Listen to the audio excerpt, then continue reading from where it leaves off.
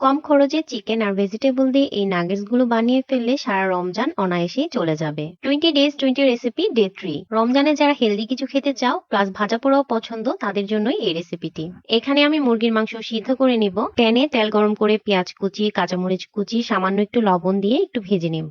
এখন সিদ্ধ করা মাংসগুলো দিয়ে দিব। মাংসগুলো আমি একটু ঝুরা ঝুরা করে নিয়েছিলাম। এখানে আমি আরো অ্যাড করে দিব টমেটো সস, সয়া সস, আরো কিছু ভেজিটেবল। আপনারা আপনাদের পছন্দ অনুযায়ী যে কোনো ভেজিটেবলই অ্যাড করতে পারেন। আমি যেহেতু কম খরচে এই রেসিপিটা বানাবো, আমি এখানে বাঁধাকপি আর গাজর ইউজ করেছি। আরো দিয়ে দিব ম্যাগি মশলা আর গোলমরিচ। আমার কাছে মনে হয় কি ম্যাগি মশলা দিলে এটার টেস্ট বহুগুণে বেড়ে যায়। এখানে আমি একটা কর্নফ্লাওয়ারের ব্যাটার তৈরি করে নিব। কর্নফ্লাওয়ার গুলানো পানিটা দেওয়ার ফলে ব্যাটারটা একটু আঠালো হবে। আমার ব্যাটারটা একদম রেডি হয়ে গিয়েছে, এখন নামিয়ে ফেলবো। কাটলেট বানানোর জন্য একটা সমান্তরাল প্লেট নিয়ে নিব। প্লেটে পলি দিয়ে দিব।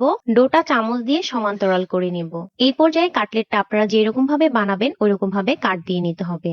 এটা করা কিন্তু খুবই ইম্পর্টেন্ট। ফ্রোজেন করার পর কিন্তু আর কাট দেওয়া পসিবল না। কাটলেট গুলো ফ্রোজেন করার জন্য রেখে দিয়েছি। এখন আমি একটা ব্যাটার তৈরি করে নিব। ময়দা, লবণ, সামান্য একটু মরিচ গুঁড়া দিয়ে একটা পাতলা ব্যাটার তৈরি করে নিব। কাটলেট গুলো হাত দিয়ে ছাড়িয়ে নিব। এখন ব্যাটারে চুবিয়ে ব্রেডক্রামে একটু ঝাঁকিয়ে নিলেই রেডি হয়ে যাবে কাটলেট। এই পর্যায়ে চাইলে আপনারা ফ্রোজেন করে রেখে দিতে পারেন। আমি কিছু আপনাদের ভেজে দেখাবো আর কিছু ফ্রোজেন করে রেখে দেব। মিডিয়াম টু লো আছে কাটলেট গুলো ভেজে নিব।